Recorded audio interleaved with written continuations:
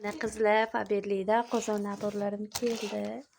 Ochishni boshladim. Mana qopqog'i qotirlarkan. Bundaqalari ham bor ekan mana. Kapgur, bularni hali ochmadim.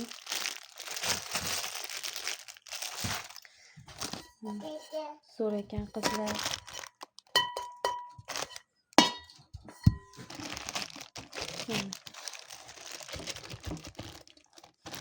Bunaqa ruchkalari ham zo'r ekan mana. Hammasiga 2 dona ekan. Mana.